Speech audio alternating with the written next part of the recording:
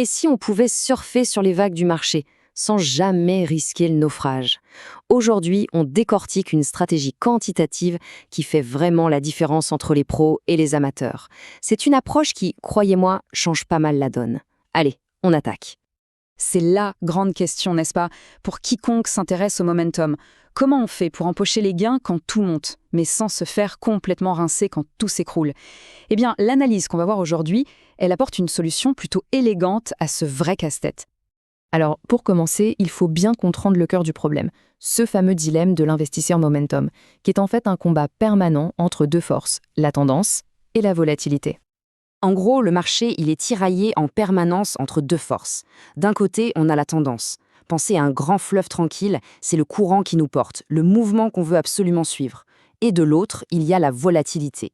Là, c'est plus la tempête en pleine mer, le chaos total, le truc imprévisible qui peut couler le meilleur des bateaux. Et c'est là que ça coince, justement, parce que les stratégies de momentum, elles sont géniales quand le fleuve est calme, quand la tendance est bien nette. Mais dès que la tempête de la volatilité se lève, là, c'est une autre histoire. Ces stratégies ne font pas que perdre un peu, non, elles peuvent littéralement se faire pulvériser. Bon, alors, comment on s'en sort?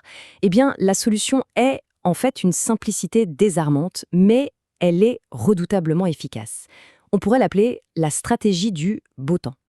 Voilà le concept central, le momentum à changement de régime.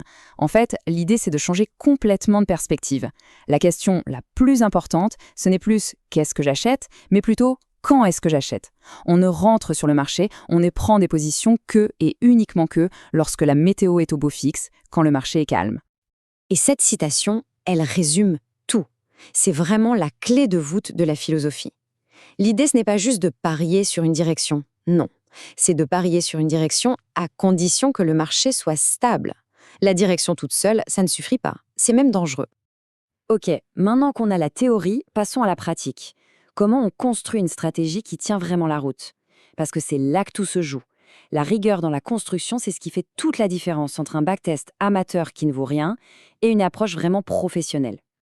Pour que notre test soit crédible, il y a 3 règles d'or. 3 règles non négociables. Premièrement, on utilise uniquement les prix de clôture ajustés pour bien prendre en compte les dividendes, les splits, etc. Deuxièmement, on doit tenir compte du biais de survie, c'est-à-dire qu'on n'oublie pas les entreprises qui ont fait faillite en route. Et troisièmement, le plus important de tous, on doit éliminer le fameux biais d'anticipation. C'est l'erreur fatale par excellence. Ce biais, c'est vraiment le truc qui plombe 99% des analyses qu'on peut trouver. C'est simple en fait. Dans une simulation, c'est facile d'utiliser le prix de clôture de la journée pour prendre une décision pendant cette même journée. Sauf que dans la vraie vie, c'est impossible. On ne connaît le prix de clôture qu'une fois que la cloche a sonné, que le marché est fermé. Voilà, regardez bien la différence. C'est subtil, mais c'est tout. L'erreur classique, c'est de générer le signal d'aujourd'hui avec les données d'aujourd'hui. La méthode pro, la seule qui soit valable, c'est de générer le signal pour aujourd'hui en se basant uniquement sur les données d'hier, celles qui étaient réellement disponibles au moment de la décision. C'est une petite nuance, mais elle est absolument capitale. Bon, on a posé les bases, on a été rigoureux. Maintenant, le moment de vérité. On met la stratégie à l'épreuve. Voyons ce qu'elle a vraiment dans le ventre en regardant ses performances. Alors, la logique derrière est très simple. Elle tient en 3 points. C'est une sorte de checklist. Étape 1, on vérifie si la tendance est globalement à la hausse. Check.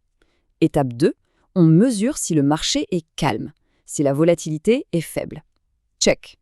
Et seulement si on a ces 2 checks, alors et seulement alors, étape 3, on déclenche le signal d'achat. Si une des 2 conditions n'est pas remplie, on ne fait rien. Et voilà le bulletin de notes de notre stratégie. On a plusieurs métriques clés. Bien sûr, il y a le rendement, mais ce qui nous intéresse encore plus, c'est la qualité de ce rendement une fois qu'on a pris en compte le risque. Et pour ça, on va se concentrer sur les 2 indicateurs les plus parlants. Le premier, c'est le fameux ratio de Sharpe. Lui, c'est le juge de paix. C'est vraiment l'arbitre final. Il répond à une question simple. Est-ce que le jeu en valait la chandelle? Est-ce que le rendement qu'on a obtenu justifie le niveau de risque qu'on a dû prendre? Pour n'importe quel professionnel, c'est la métrique à regarder. Et pour vous donner un ordre d'idée, un ratio de Sharpe en dessous de 0,5, c'est généralement considéré comme assez médiocre. Ça veut dire qu'on prend beaucoup de risques pour pas grand-chose. Le fait que cette stratégie aille chercher plus de 0,8, ça, c'est un excellent signal. C'est un signe de vraie robustesse. Le deuxième indicateur crucial, c'est le max drawdown. Alors ça, c'est la mesure de la douleur. C'est le chiffre qui vous dit au pire moment, de combien votre portefeuille aurait plongé depuis son plus haut. C'est vraiment le test de résistance pour les nerfs d'un investisseur. Et il faut bien comprendre une chose. Une perte maximale, un drawdown de moins 50%, ça peut littéralement tuer un fonds d'investissement. C'est souvent irrécupérable.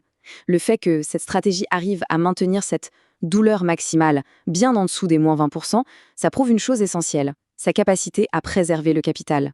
Et dans la vraie vie, c'est ça qui compte le plus. Ok, on a un super prototype, bien construit, bien testé. Maintenant la question c'est, comment on passe de ce modèle à quelque chose de concret, un vrai outil qu'on peut utiliser au quotidien? C'est ce qu'on va voir dans cette dernière partie. Pour mettre ça en pratique, il y a 3 étapes clés. D'abord, on ne met pas tous ses œufs dans le même panier. On diversifie sur tout un ensemble d'actifs, par exemple des ETF sectoriels, pour lisser le risque. Ensuite, on ne rentre pas toujours avec la même mise. On adapte la taille de nos positions à la volatilité du moment. Et enfin, le Graal, on automatise tout le processus. Ça permet une exécution parfaite, disciplinée, sans être polluée par les émotions. Et on va finir avec une question, une idée qui, je pense, résume parfaitement l'esprit de cette approche. Et si, au final, le coup le plus intelligent en investissement, ce n'était pas de trouver la perle rare à acheter, mais plutôt de savoir avec certitude quand il ne faut absolument rien faire. Savoir rester sur le banc de touche, attendre que la tempête passe et préserver son capital. C'est peut-être ça la vraie sagesse.